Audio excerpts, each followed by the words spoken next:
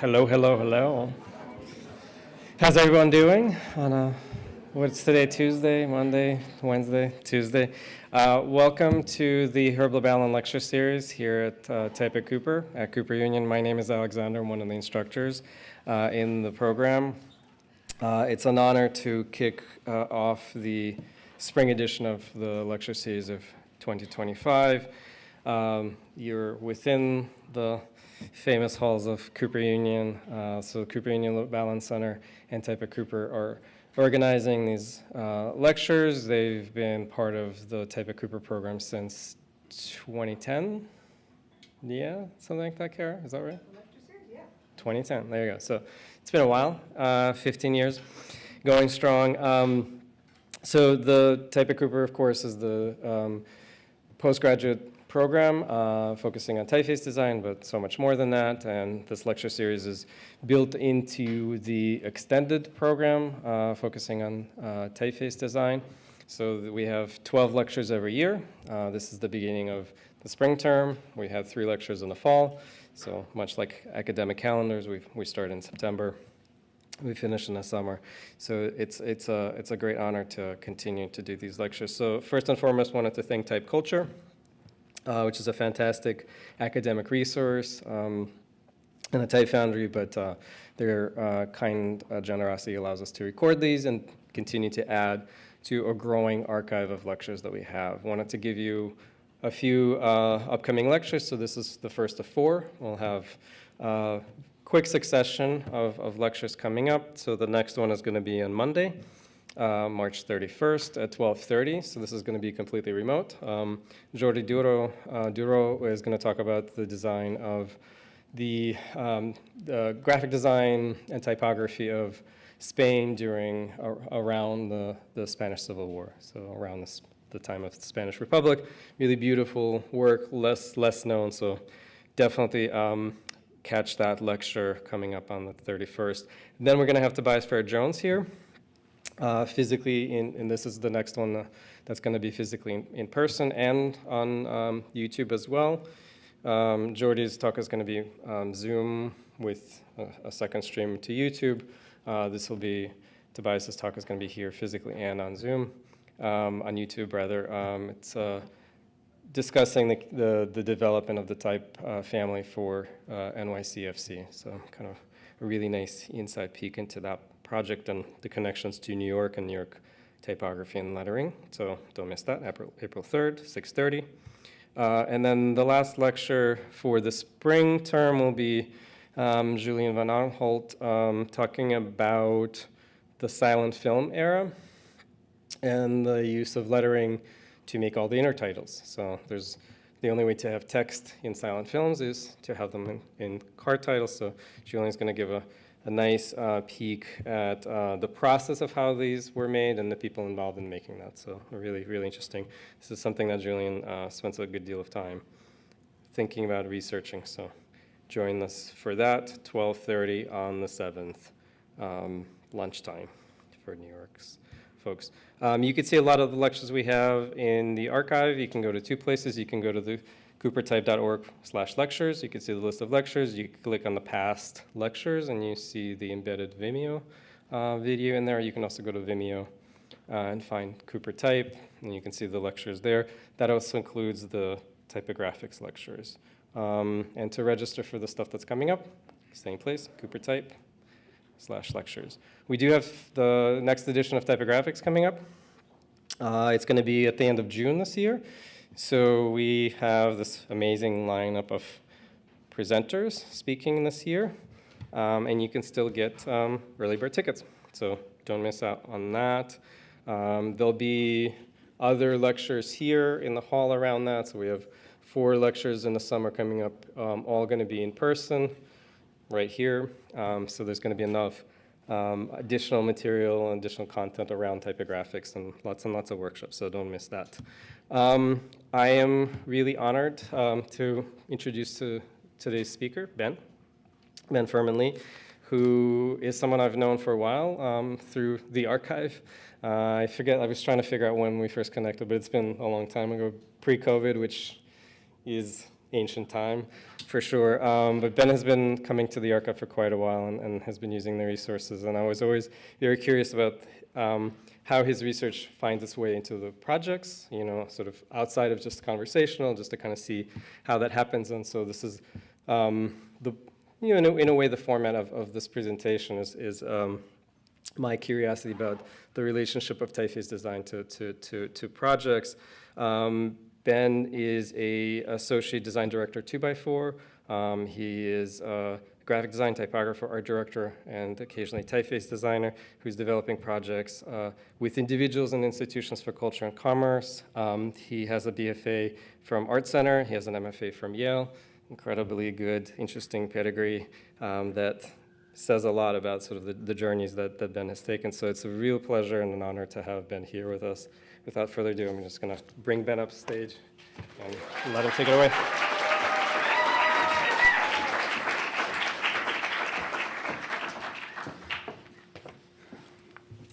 Hi, good evening. Sorry, I'm just going to quickly calm my nerves. First of all, thank you, Sasha, for the invitation and for all of your work that you do here at the archive. I think it's a real jewel of New York and one that I miss, that no longer living here. Sorry, just give me one moment.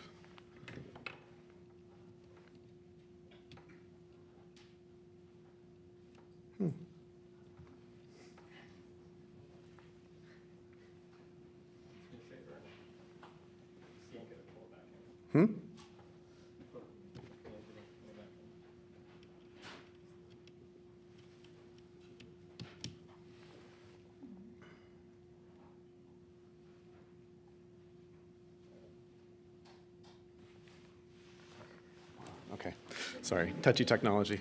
So thank you, Sasha. Yeah, as mentioned, I used to come here when I taught in the city and bring the students to the archive almost every semester when I taught at Parsons because it's such an invaluable resource. It's great, especially in this day and age when so much research is done online, for students to come and see printed ephemera and handle things, you know, in real life. As mentioned, I'm a graphic designer primarily, and I work in a lot of fields, primarily designing visual identities, branding, doing work with publishers, with art institutions, Art Directing Magazine, and a lot of my work does indeed involve typography in a really earnest way.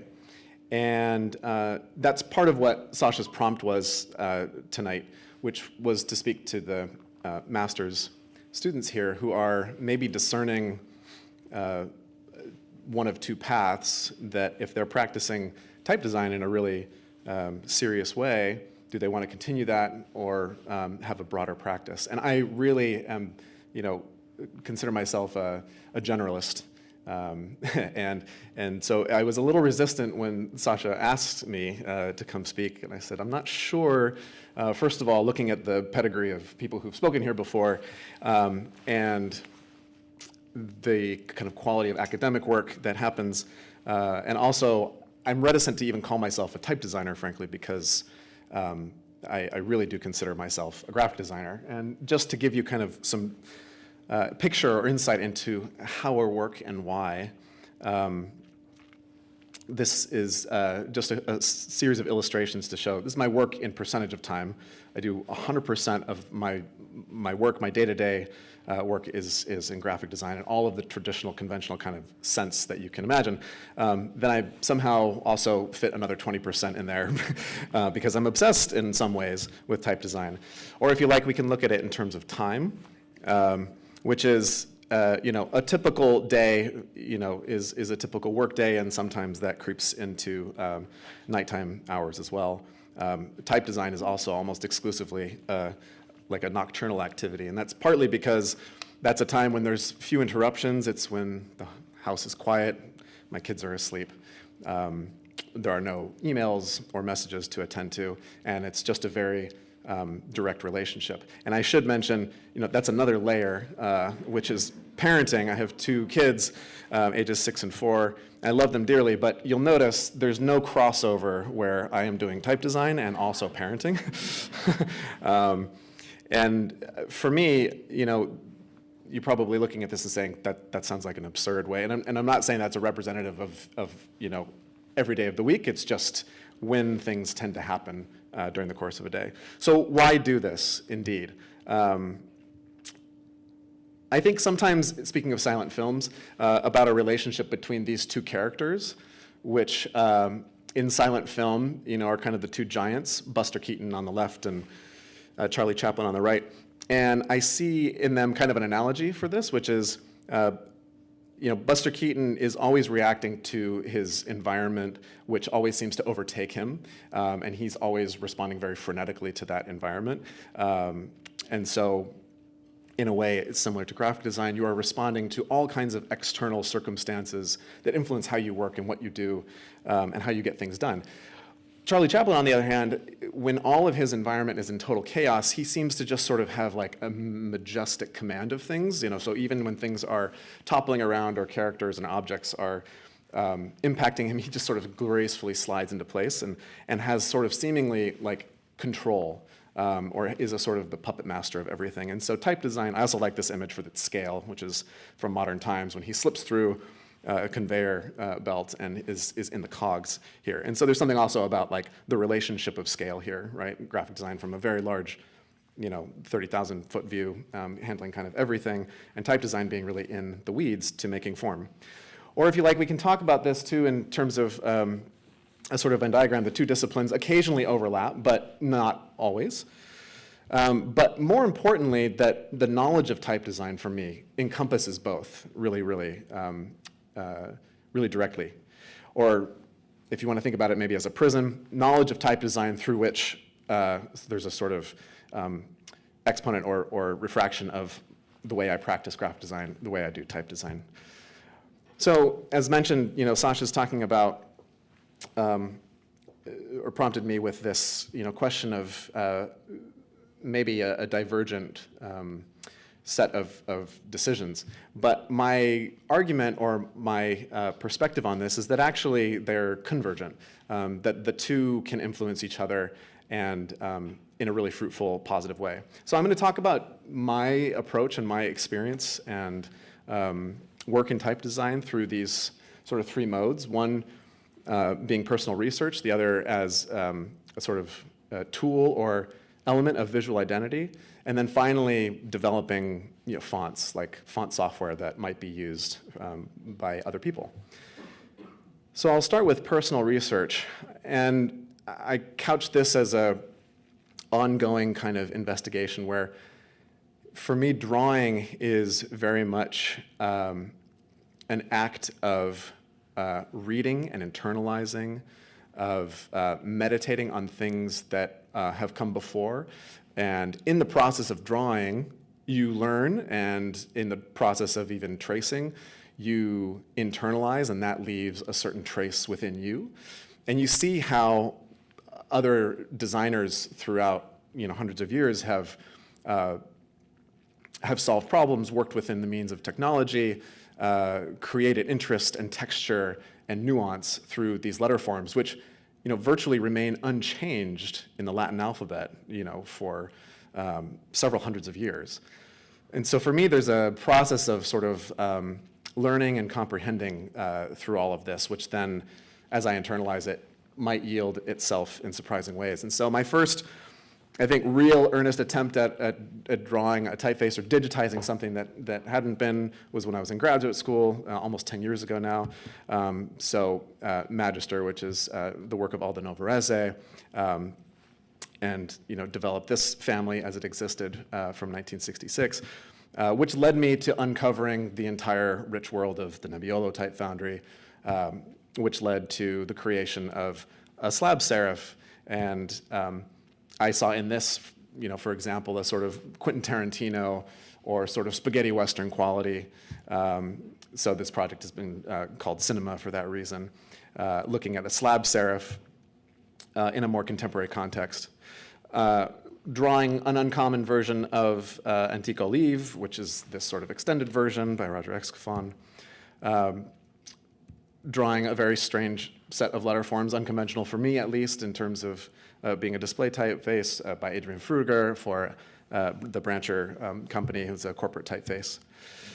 And that brings me to like a trio, basically, that I'm going to point to a little bit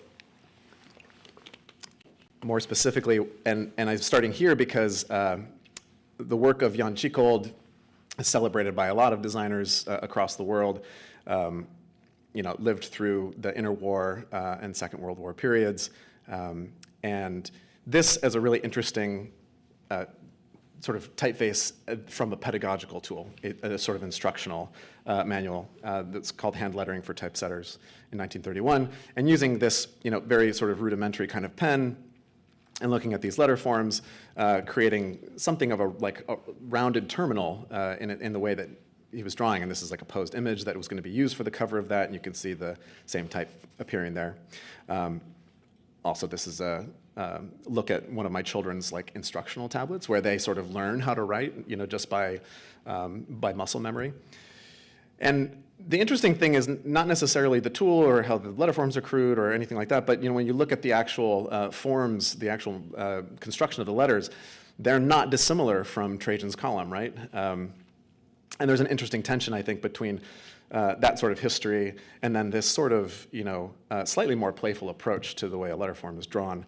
Again, it's an instructional, looking at these sort of two principles, basically contrasting, which is the very sort of classical proportions of the capital letters, and then these geometric constructions of the lowercase letters. And from that, you see a really interesting personality evolve. And actually quite a legible face as well when you see it in running copy. There are lots of interesting, sort of idiosyncrasies between very circular and very angular elements of the letters. Of course, when you start to expand that stroke, you have to avoid it looking like Dunkin' Donuts in a way.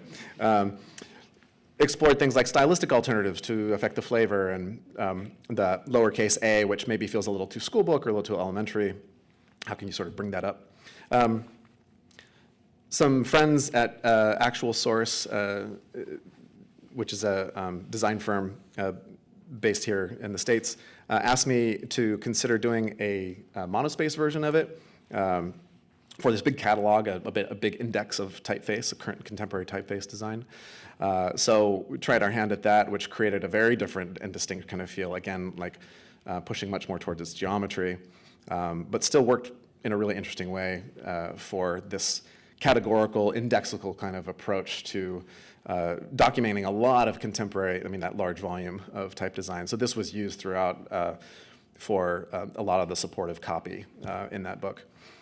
And surprisingly, your personal interests can then flow into other people's interests as well. And this typeface was actually used by Studio Marie Lusa in Switzerland to design a book about video art, essentially, and was such a nice integration of their graphic language in the book and the rounded corners, the way that they formatted their title pages, used in cut letter forms for Maplewood Public Library. This was designed by Neil Donnelly Studio. So sometimes your interests may overlap with others, and your personal research might find its way into very interesting applications that you didn't expect. The second of this trio is this really beautiful stencil that never made its way, and curiously, because Jan Tschichold also developed another stencil face in the same time frame called Transito, but it's very geometric, it's very reductive. This was an attractive thing at the time because as artists, designers were all, working toward abstraction and deconstruction, the idea of a letter form, broken down to its most elemental parts was really attractive. And there are lots of different results for that. Again, most of them moving toward slightly illegible, slightly, sort of reductive geometric shapes. But there was something so beautiful and sort of organic about these shapes for Stempel Type Foundry. And looking at this set of proofs from this great book called Active Literature, it was written by Christopher Burke and published by Hyphen Press. And what's wonderful about this book is that you see a figure like Jan Tschichold, who I think in some ways, when we look back on, we see as a monumental figure that's sort of untouched or set in stone in a way. But you see all the sketches and the iterations and the bad ideas sometimes that came out from that person. So you see sort of the rough drafts. But working with that, I wanted to learn what he was looking at and how he was working. And it is still very much in the spirit of a stencil typeface, right? It's these reductive forms that are replicable, but there is just this slight, ever so slight, elegant touch of, the hands of a calligrapher, as Tschichold was trained. There are both capitals and small caps. And from that, you get a really sort of beautiful texture, and this sort of contrast between thicks and thins where your eye connects some of them. And you also see in this book, there's a bit of a hint that, he was looking at different weights and an italic version of it as well. And then the final sort of look at this trio is a project that I've called Composition. And it's really rooted not so much in drawing something or doing a digitization in a purist sense, but trying to get at the spirit of something that is there, or a method of something. And this was like an early sketch of his, which indicates a more geometric form, even though essentially what he was doing for Urtype, which is very early technology for phototype setting, he was essentially, sort of copying Gill Sans, which we're all familiar with. And there, was a difference between his more humanist forms on the left versus the more geometric forms on the right. You can see hints of him playing between a more geometric R versus the sort of more humanist R that is more notable in like a Gill Sans. And the point of this was to look at a way that humanist and geometric proportions styles kind of interacted and where that contrast was.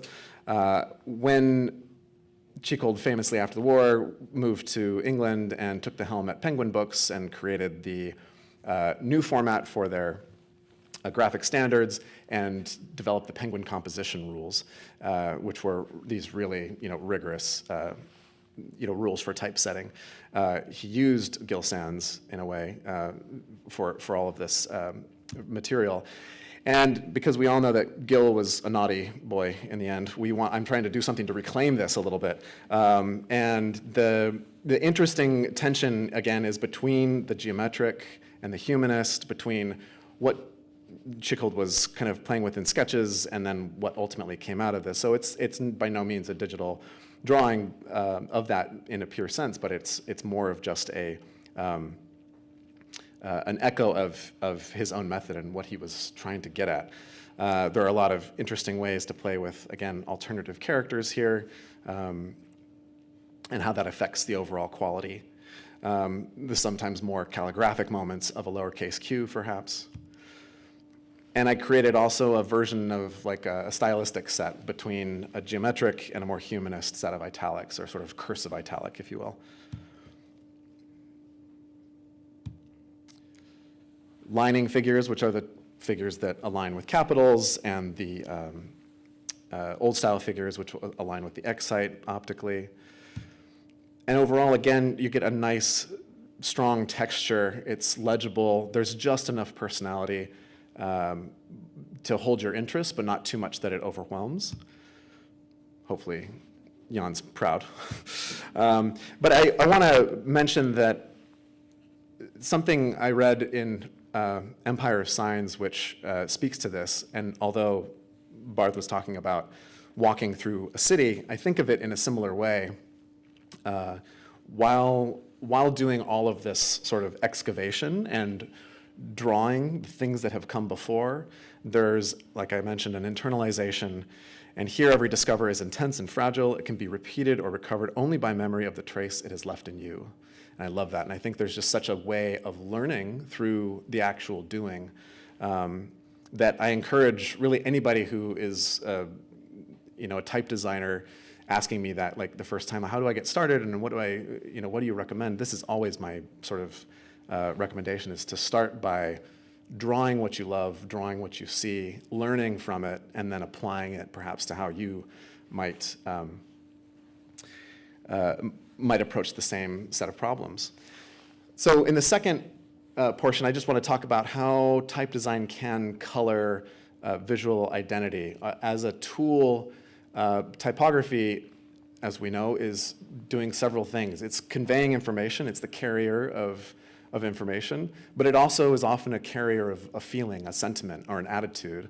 So these are a couple of examples that show how that can work, very much holding hands with graphic design in a broader sense. So the first project I'm going to talk about is Ignoto, and this was designed with a team of mine at 2x4. The visual identity was helmed by Michael Rock and Donnie Liu, and with another couple of members of our team, Marcus Hollins and Sophie Brotman. I was brought into the process a little bit further along. They were already beginning to give shape to an identity for the 23rd Triennale Milano called Unknown Unknowns. And the Triennale is organizing art, design, architecture, performative art around a curatorial theme. And they came to me midway through the process, though I wasn't involved in the project, and said, we think that like a truly custom, headline font will be a really useful tool for us. And so given the thematic sort of focus of the curators, the first thing I went to was typography that was sort of an age, of the Enlightenment age. And that was including things like Jean-François Rosart and Elsevier and work of Louis Perrin.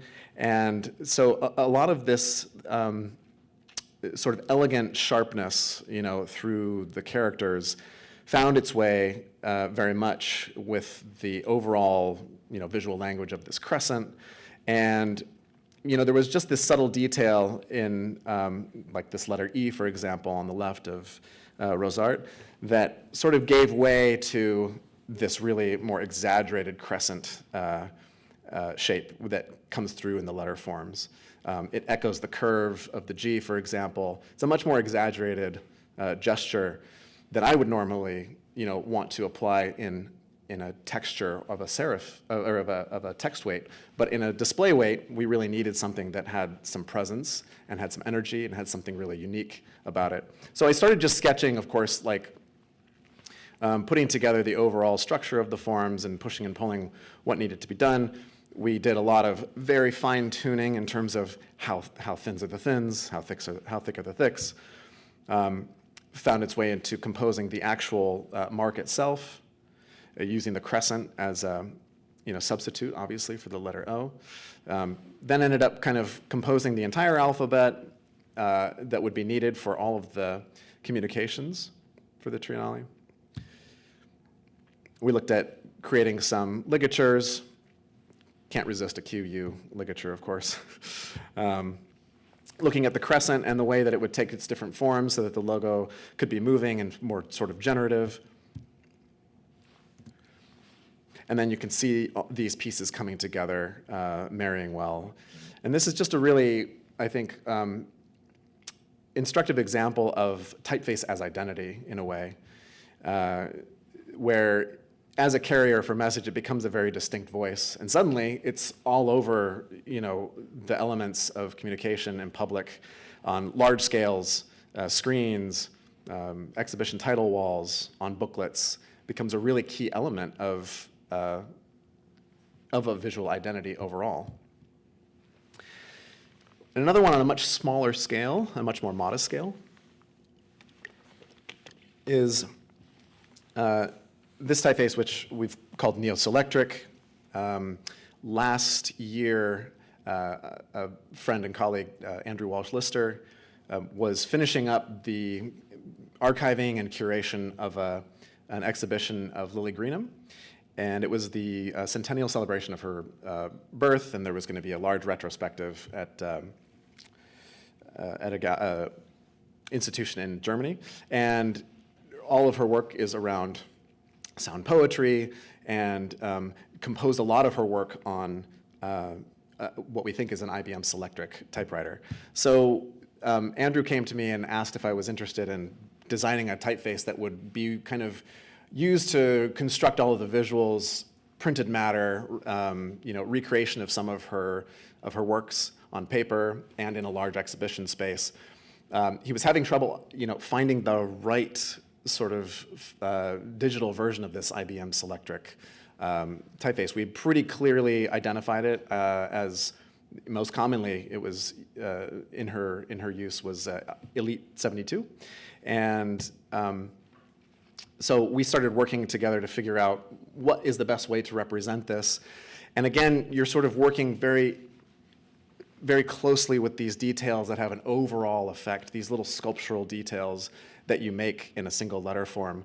And we were trying to discern what was the best way to recreate this as it was going to appear on paper, and how would these details, show up, whether it's a sort of slight indication of an angle in the printing, whether it was a rounded terminal where the stroke ends and it creates a sort of small, bulbous end.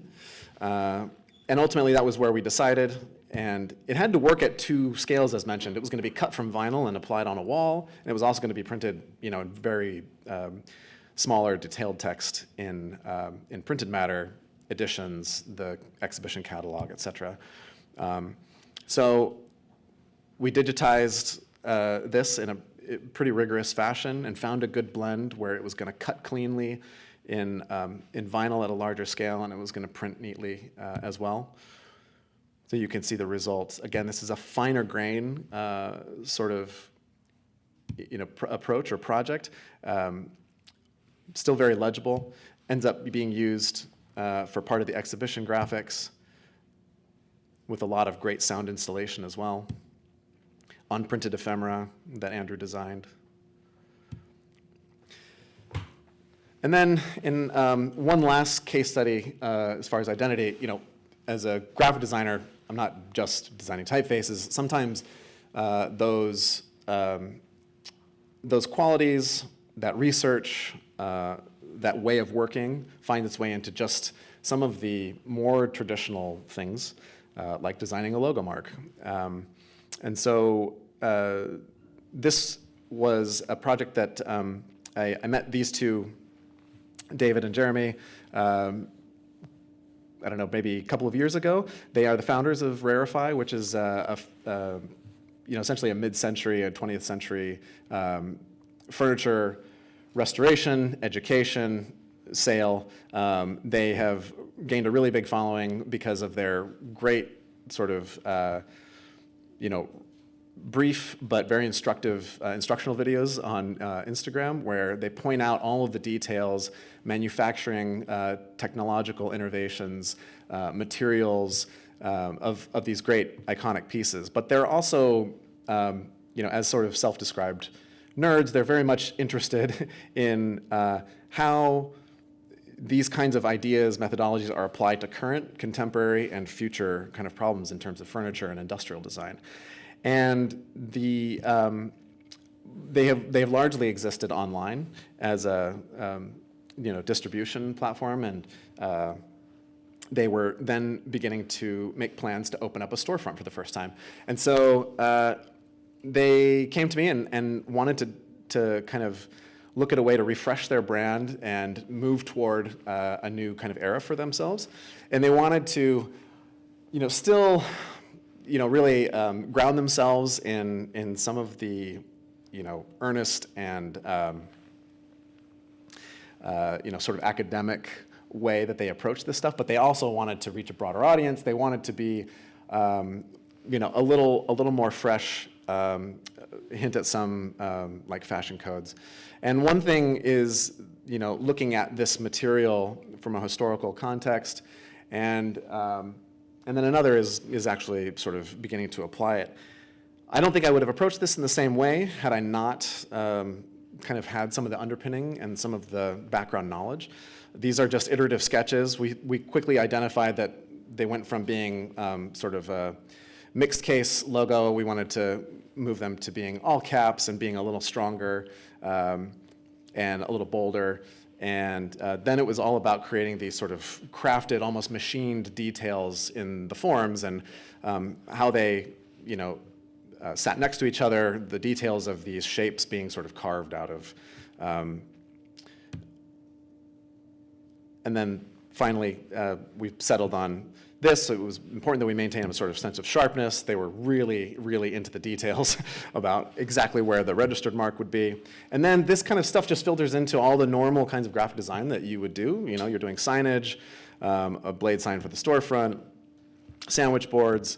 I provided very light touch in terms of art direction, of how they should photograph some of the pieces in their work. And so then, fortunately, they got to work very closely with Charlie Shook and Natasha Felker, fantastic photographers, to shoot some of their products. And then the storefront opened, relatively recently in the last month or so.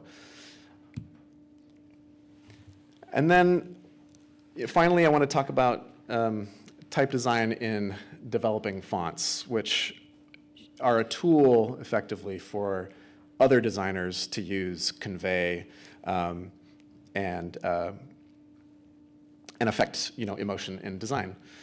And that brings me to Janus, which is a font that actually, and a project that started here at the Lubalin Center. So several years ago in 2017 or 2018, I was working with Neil Donnelly Studio here in Brooklyn, and we were designing a catalog for the photographer Thomas Struth. It was called Archive Matrix Assembly, and one of the fonts we wanted to use was something that everyone is very familiar with, Venus.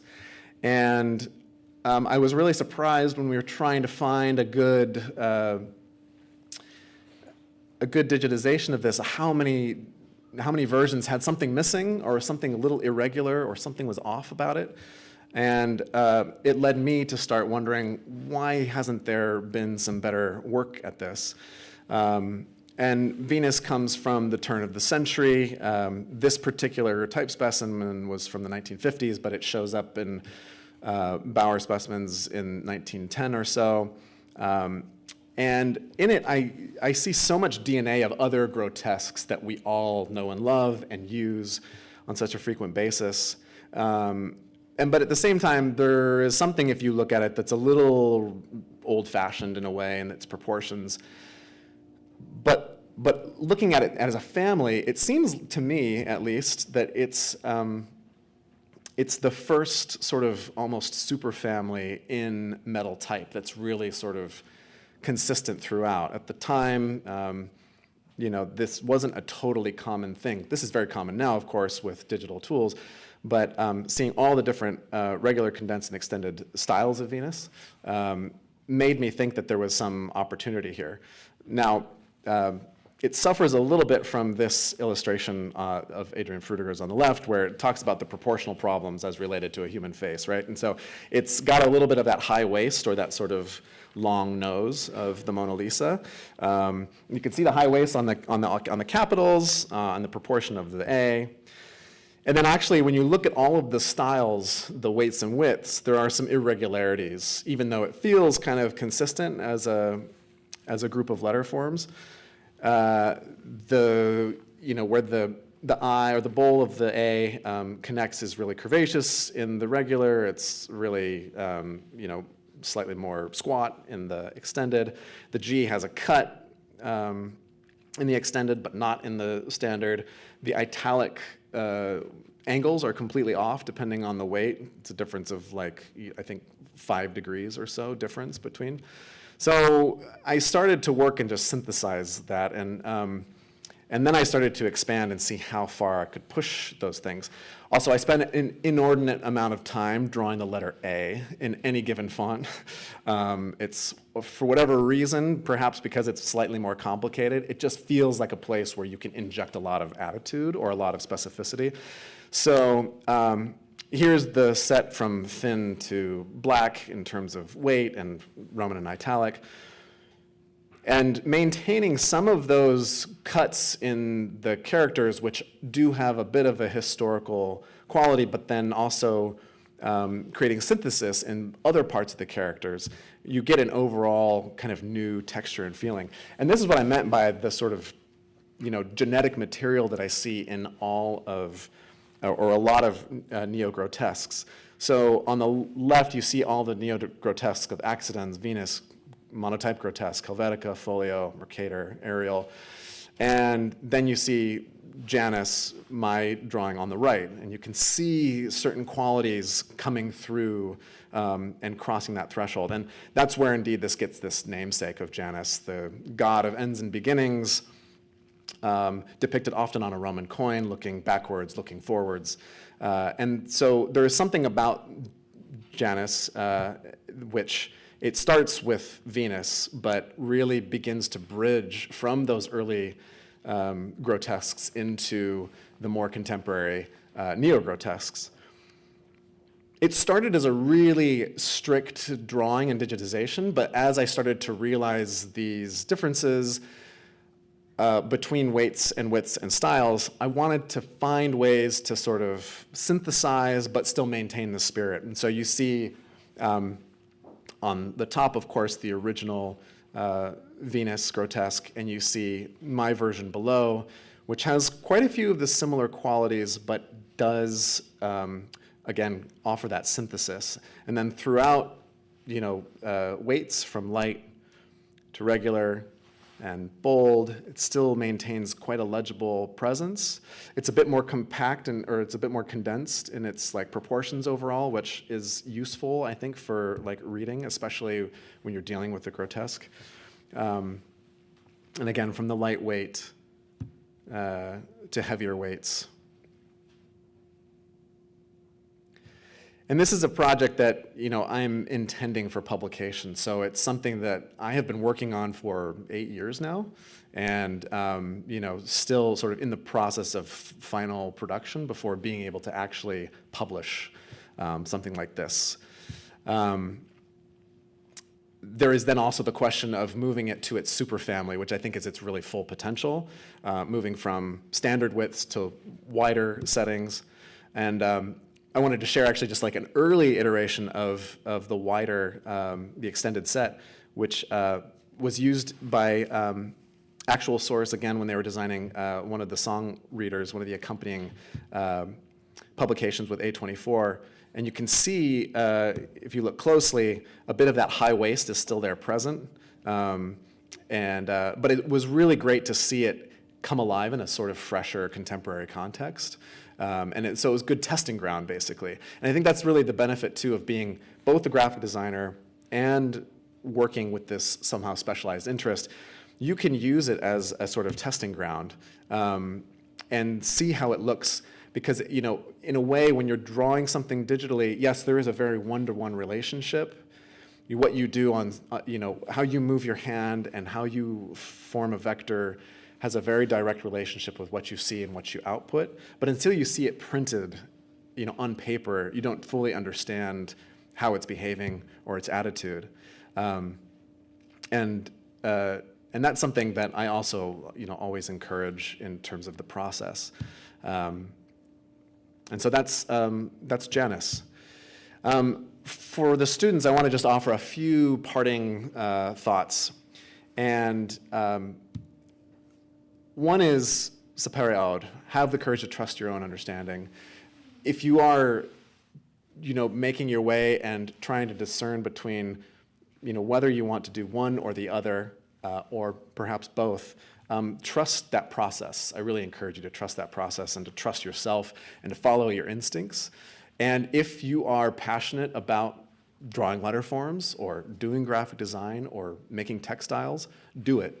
Follow that path and carve out time. Even if, like me, I work 100% of the time as a graphic designer, I still want to carve out time to just draw letter forms. Another thing is definitely to take your time, which is to say you need not rush your work. As mentioned, I've been doing a lot of this work for almost 10 years now since leaving graduate school, and a project like Janus, which is 7 or 8 years in the making, it's really important to come back, revisit your work, work intensely, and then turn back and come to it with fresh eyes. The odds are that all of the other things that you're doing will influence how you think about that other thing. It will have it will sort of color the way that you see that other thing. And that's true when you're working across mediums or disciplines as well. I also would say just follow the thread, follow your own research, follow your own interests. Something Tilda Swinton, I think, said in a recent interview was like, for artists, it's best when they can find their original factory setting and sort of be true to that. And it's taken me, frankly, quite a long time to learn that as well.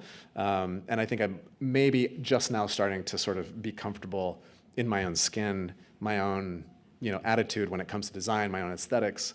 But following that thread, following your own research, I think is just so invaluable. And that's it. Thank you very much.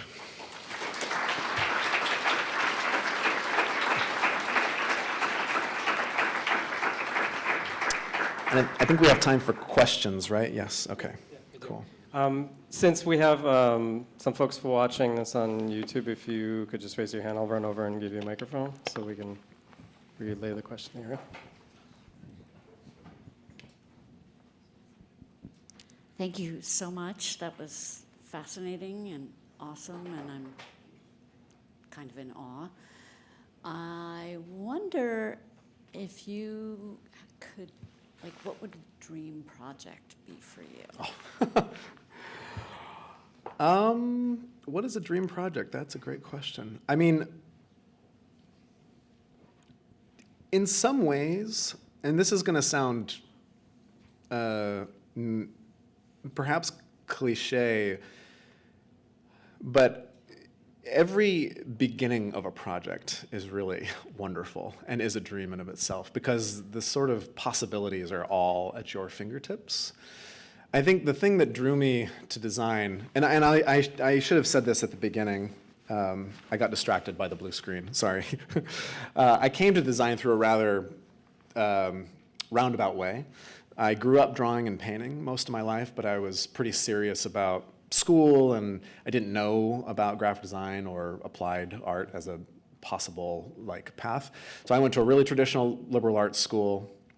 I studied English literature and theology, which is to say I read and wrote a lot and was basically unemployable. But I was thinking about law school at the time, international human rights law, believe it or not, very high aspirations. But there was a moment when I realized that there was a transition between my interest or passion in the written word to the visual word. And I think my experience in undergraduate design school especially was formative in the sense that I realized through design I was going to be exposed to a lot of things I knew nothing about and had to learn a great deal about.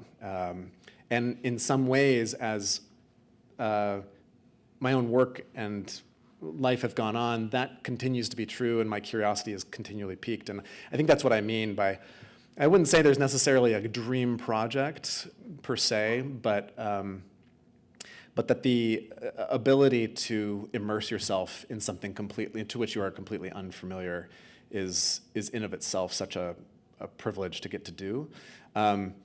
The best projects, though, I will say, are the ones where, especially, let's say, in publishing, I do a lot of book design and for architects and artists.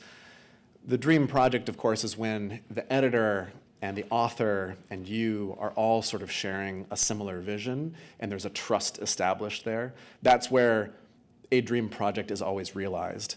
And I'm, generally speaking, always, working toward a result, toward a tangible result. I think that's why I like books so much, because there is something physical that is the result of this work. But the process is in of itself quite in and of itself like a joy. And I think that's also part of what sustains someone who's also interested in type design. There's a continual process of molding and sculpting, and you start again, as an analogy of sculpting, you start with a big block of marble and you start chipping away until you really refine the thing over a long period of time. So that's a very roundabout answer to your question, but. Can you talk about like where you learned to design type? Like how much formal training do you have? Yeah, so that's, I have been really reticent to even call myself a type designer because I have not yet published a typeface. So in a way, this is like calling yourself a writer, but it's because, and you have a bunch of short stories that are sitting in a notebook somewhere. It hasn't been published yet. So is it, yes, I've sold it, licensed things to people. They have used it in projects, in a lot of different circumstances, but yeah, I'm hesitant to call myself that. I'm getting more comfortable with maybe that's true, but I'm not sure. I started really earnestly in graduate school when I sort of had free time and free time to explore, my own work in a way. I've taken 2 type design classes, one while I was at Art Center and one while I was a graduate student at Yale, actually with Tobias Ferrer-Jones. In both cases, it was sort of like drawing from a few set of samples that you select and doing one weight. So I'm not formally trained as a type designer either. It is just something that I have done sort of constantly for the last, like I said, 10, 12 years. In graduate school, it was sort of like an opportunity to take control of every means that was at your disposal. So yes, you're creating layouts and you're maybe in that case actually producing content, you're organizing content, you're designing and collecting and making imagery, but also making type. And why do we do this? Jan Schichold said the production of new typefaces is only necessary under capitalism. Okay, maybe that's true. Massimo Vignelli said there's only 10 great typefaces, all the rest is basically garbage. I don't necessarily think that's true, and the reason is that, first of all, those 10 typefaces that we use, yes, some are objectively very good as a genre, but there are also all kinds of cultural, historical, commercial reasons that those 10 typefaces have, sustained throughout technology and distribution and use. And in a way, I think of type much like the human voice, in that, in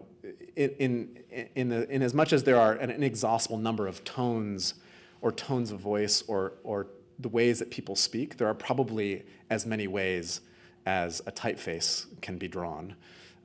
Even if it is the same Latin alphabet, same 26 characters, you can inflect so much attitude, feeling, atmosphere, voice through that. And, have we tired of painting? Has every painting that ever needs to be painted been painted? No. So I think the same is true in a way of type, and I think that's why I continue to explore it.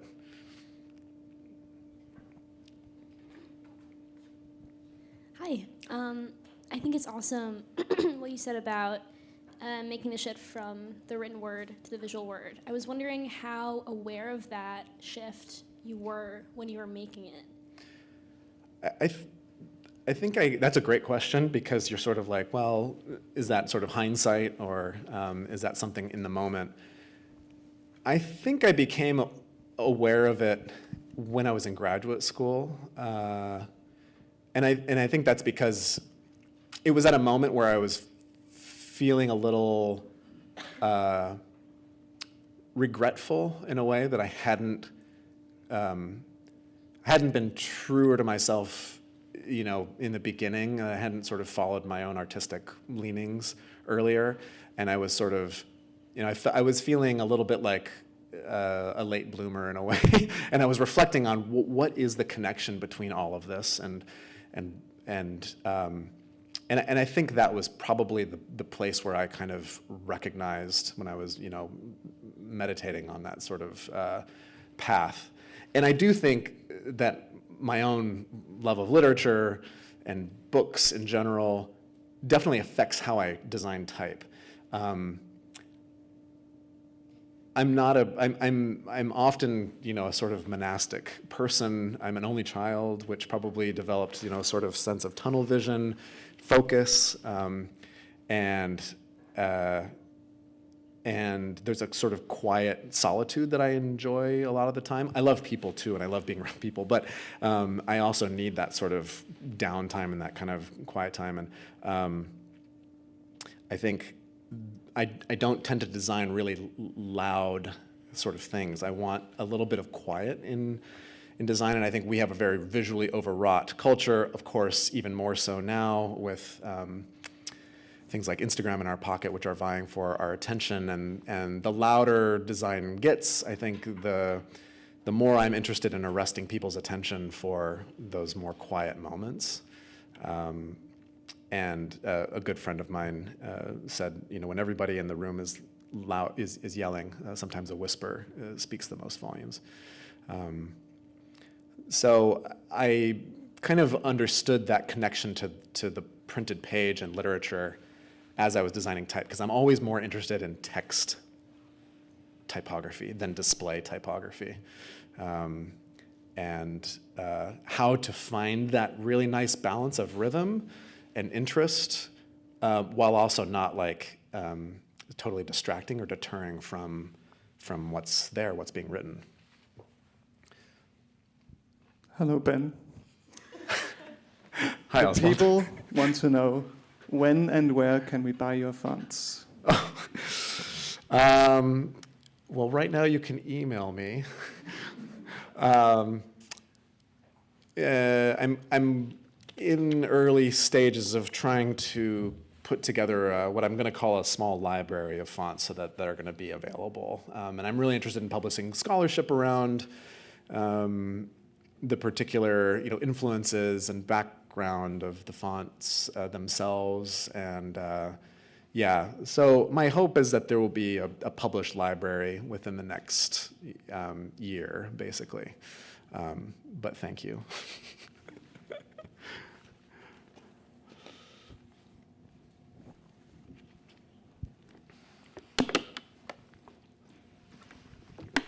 Hi. I want to ask if, in your work as a graphic designer, do you find that your forays into font design and typography, do you find that it's given you better control over your work? And I say this as somebody who's a marketing specialist by trade. Sometimes I find myself using, or taking inspiration from assets, and I kind of wonder where I toe the line between rehashing or reinventing or making a new taste on things versus the point where you kind of let the assets that inspire you sort of do the designing for you. And I want to know where your stance is on that. Can you repeat the first part of your question? Sorry. Yes, sorry, my question's a little long-winded. It's okay. I was wondering if you felt, as a graphic designer, if your foray into typography has made you feel as if you have a better control over your work. Got it. Yes. Yes, in two ways.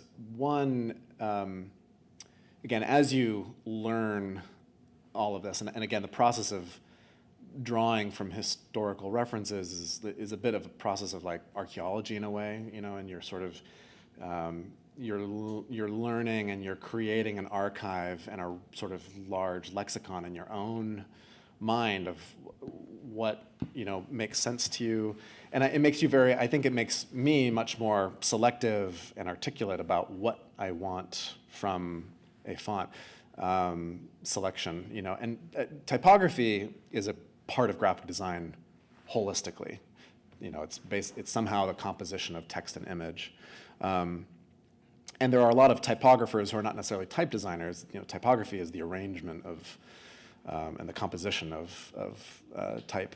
Type designers are the ones who are doing the drawing of and the production of these fonts that we use. And I think the second way is that, occasionally, and as I tried to kind of illustrate, there are times when there is something so right and specific for a project that you need to do that work yourself. There's not something out there that exists yet. Or you can inflect your own particular take on that. You can add a degree of specificity, cultural reference, historical reference, whatever it is. And sometimes that means you take that kind of work into your own hands. And by the way, I am by no means the only person working like this. It was seeing other people as a student that were doing this, taking control of every part of the graphic design, designing a visual identity for an institution or a festival or something like that, doing the art direction, designing the type that goes with that, in charge of everything from the largest sort of 30,000 foot view to the smallest detail. And I was really inspired that that was possible. And there are lots of other people all over the world who do it a lot better than I do, probably, and have been doing it for a lot longer. And it's worth following the paths of those kinds of people that really do, that do kind of inspire you that way, and see what, if you can, under the hood, what's going on and what they're up to. But it does inform, each informs the other, in my opinion, in terms of broader graphic design practice and then really specific type design practice. I also am drawing type that I would never not use myself. Like I'm designing something that I would want to use that has all the qualities and the things that I need in my own work. So yeah, the two definitely go hand in hand. I've got a few from. Oh, sure. We've got a lot of people on YouTube, so this question's from Jamal Benjamin. Actually, he's got two questions. How do you manage the progression of type design projects amongst working full-time and life obligations? That's one question. You Okay. kind of talked about that a little. And who do you get feedback from for your independent type projects? So to the first question, there are periods of really intense focus. I might get really obsessed with one thing and be very focused on it for 3 to 6 months, sometimes even a year, and then sort of fall away from it. Other work, takes precedent, and so that becomes the focus, and I put the thing to the side, which is good. Again, as I mentioned, take your time, because I come back to that thing, and while I was really focused on it for a period, I come back with fresh eyes, and I realize, oh, there's so many problems here, or oh, this really doesn't have the quality that I thought it had or had in my mind. So yeah, to answer that question, there are periods of intense focus. There are periods where I can't design any type. I can't hardly work on any type at all. And then the second part is how to balance that amongst, yeah. I will say that having children really focuses you. And that's because you simply don't have time to noodle on things or to rethink or rehash things. It has made me infinitely more decisive about certain things, because you just have to use and manage the time that you have. My wife and I sometimes look at each other on the weekend and say, what did we used to do with all of this free time that we had? Because, yeah, from the moment they wake up at 6 a.m., they want to be with you and around you and want your attention and want your presence. And so you can't really kind of sit there and worry about things that aren't important anymore. So I would say that, there's been a progression. Also, as you mature and get older, you determine how you want to spend your time much more concretely, I think. And so that is another kind of element of balance, and something that, really you can only answer for yourself in some ways. But it's a really good thing to find where you derive meaning and where you get filled up, and then where you can, produce and expend your energy as well. I think those both go hand in hand as well. And sometimes, honestly, I will say this: type design because it is such a one-to-one relationship, it's just myself and whatever moves I make. That's a relaxing and a sort of actually a refreshing thing when so much of the rest of design practice, managing budgets, communicating with clients, managing schedules, everything from sketching and iterations to production, you have to be attentive to all of those things simultaneously often. And when it's just you and sculpting these letter forms, there is something that's very peaceful about it. And that fills me up, actually, even to do more, other work. The other thing I wish I had more time for was actually drawing and painting again. So, yeah. And who do you get feedback from? Oh, feedback, that's right. Honestly, that's another really wonderful thing I have found about the type design community internationally. And I have developed relationships with people, actually thanks to social media in some ways, that I would have never met in Australia and in Europe and in South Korea. I would not have made those relationships were it not for type design and for the generosity of the type design community. I am really amazed at how frequently I will have exchanges with people, and I will find people that I have a lot of good trust with, whose taste I trust, and I will share ideas with them, and I try to make myself available as well. I think generosity is a super important thing in our practice, and rather than looking around with a competitive eye, to look around with a cooperative eye is really, really important, and you will find that, as I have, that your generosity will beget generosity. So I would say find the people that you trust and admire and reach out to them. There's absolutely no harm in doing that. And you'll be amazed at the reception that you get if you are someone who is practicing and starting and wanting, you're far along and you want to find good critical eyes to help advance your work. That's been my experience. Another question.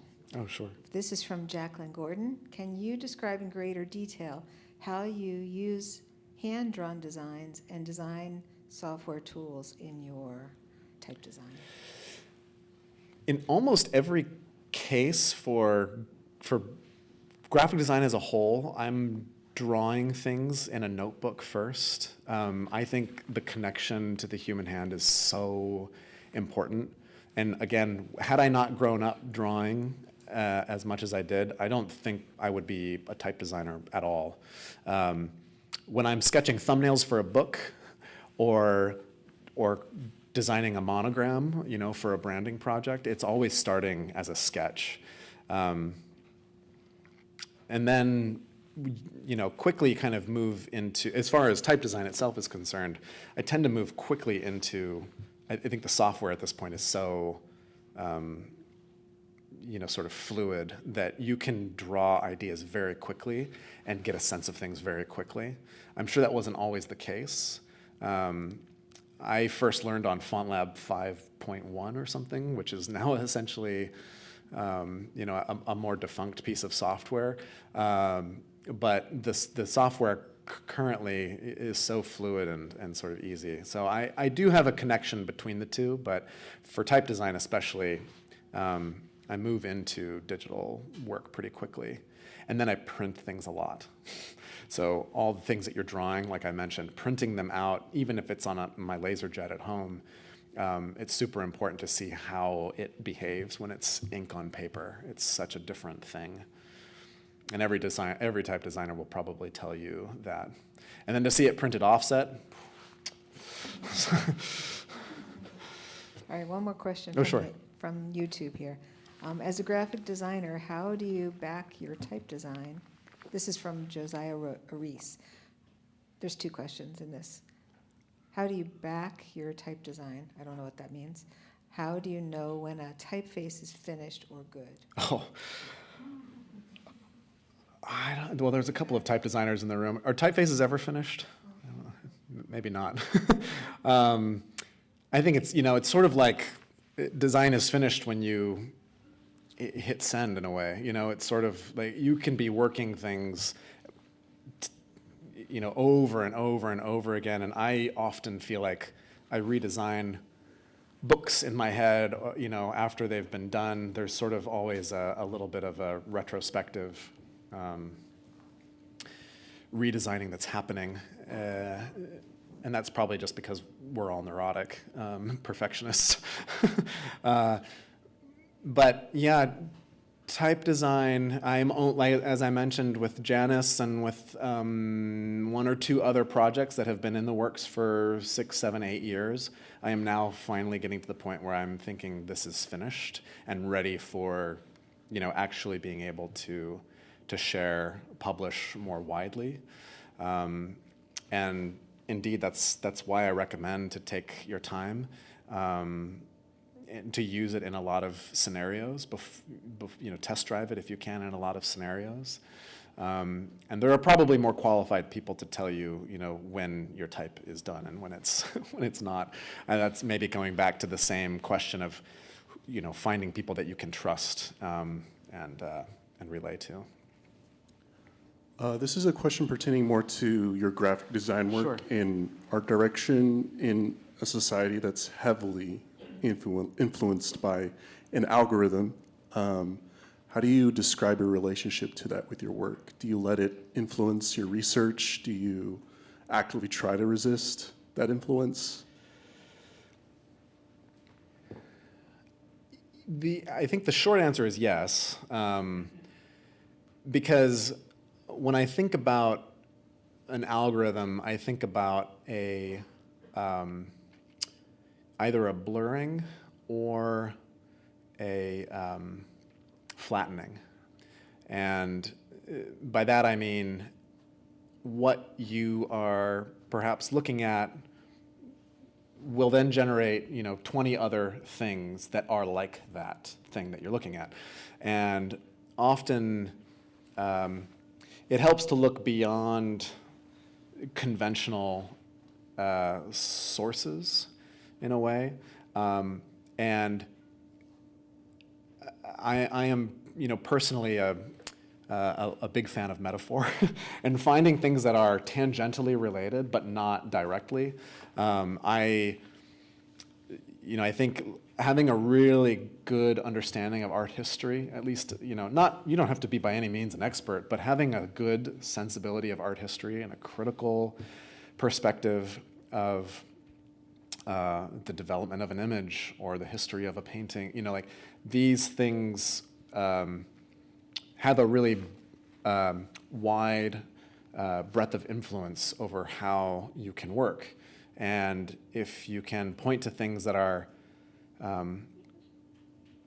similar and analogous, or different and analogous, then I think you'll end up finding more interesting relationships amongst disciplines, mediums, time frames.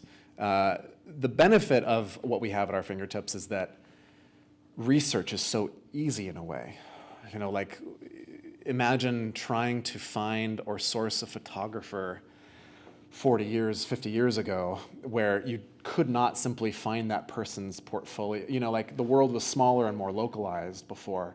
And now I can quickly go on and find a fascinating photographer and start to build your own library and your own sort of set of references, let's say, that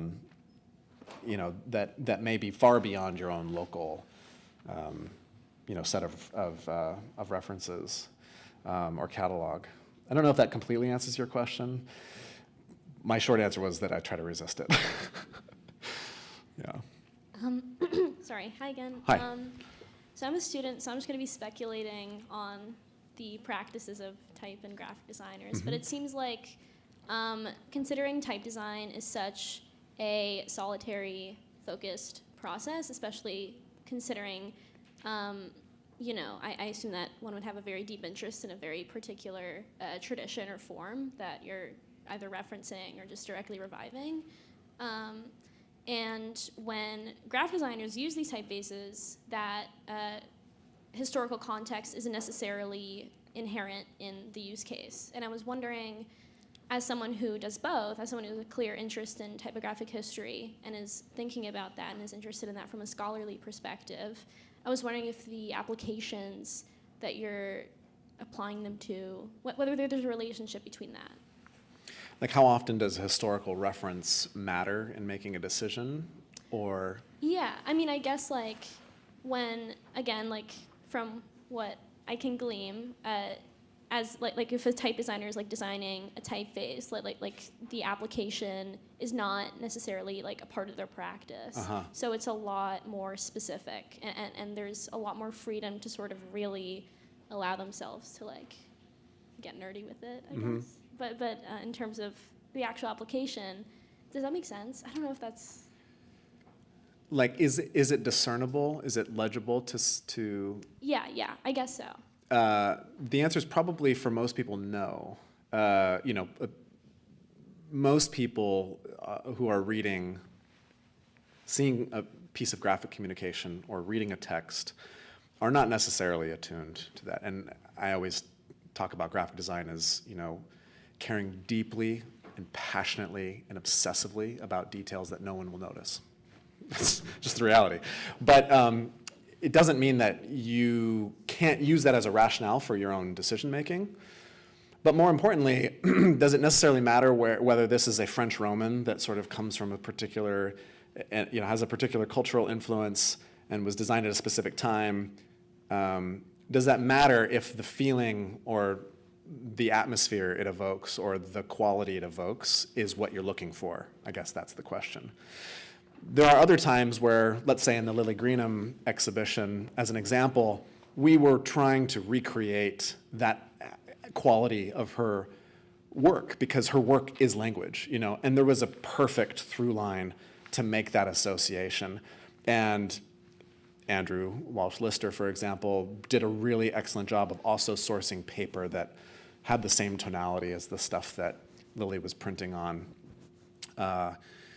And so that creates an overall, you're entering an exhibition space that is a living archive of this person. So there's a very direct correlation. Here's a particular person at a specific point in time who's creating all kinds of op art, kinetic art, sound art, with particular technology at her disposal, and so we were recreating that effectively. So that's an example where that kind of specificity is really important. There are other times, even with Ignoro, it doesn't matter that people can associate that with a certain Enlightenment kind of era letter forms. It still just has an overall attitude, and there's a formal quality that the letter forms in their thicks and thins relate to the crescent, and it becomes a bit of an attitude overall. It's a good rationale or a good starting point for someone like me, but it's not necessary for the general public if it does the work and evokes the mood that you are looking for. Yeah. Let's take one more.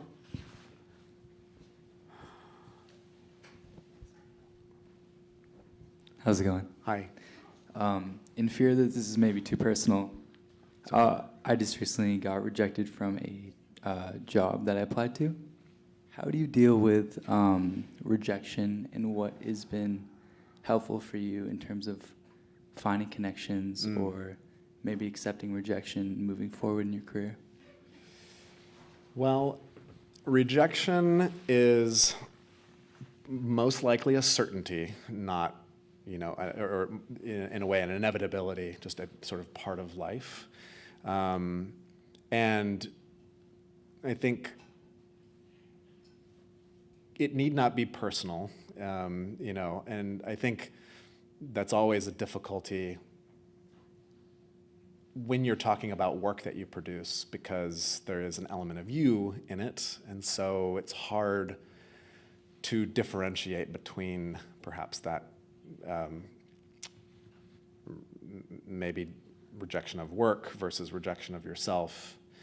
And I think something that a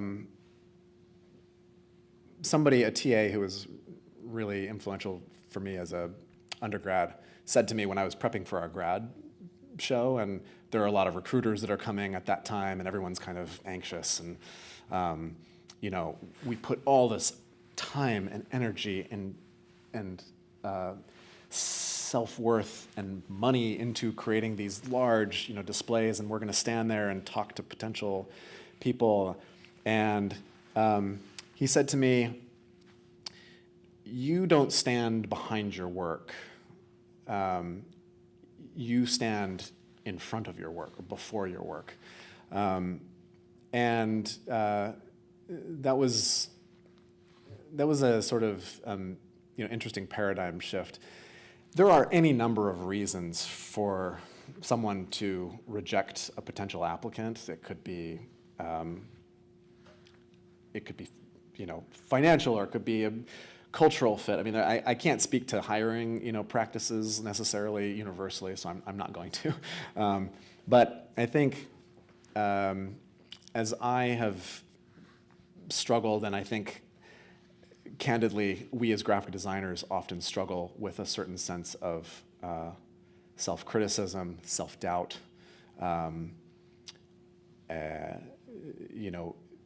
sort of looking around at a room and not feeling like we quite belong, or sort of a sense of imposter syndrome sometimes. There is an easy temptation to fall into that. But I think it's worth continuing in the things that you want to do, and continuing to talk to people, and continuing to reach out, and again, be generous, to be honest and yourself. That said, you can also take advantage of the opportunity to assess and look at where are there weaknesses in my work, and what do I need to improve upon in order to fill a gap if there is one. It's also often worth following up, if you can, with whomever the employer is, and saying, can I ask, like, what is the gap maybe, or what does not fit quite right?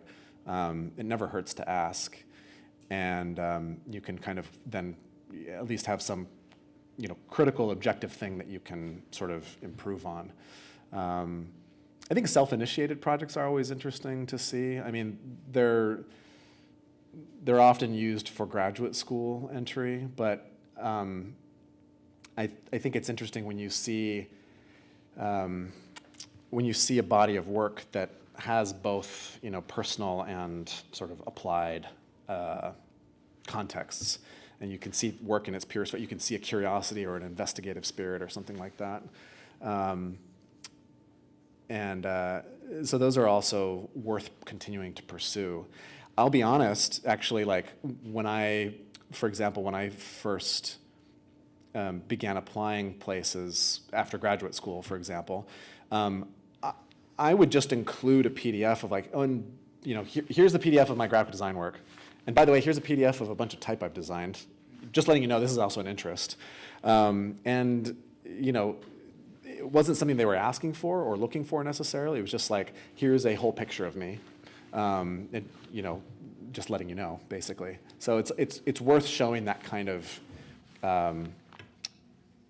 extra sort of curricular work, if you will. I'm also happy to talk to you afterward if you want, after the lecture, yeah. I don't know if that answered everything completely, but yeah. Yeah, thanks.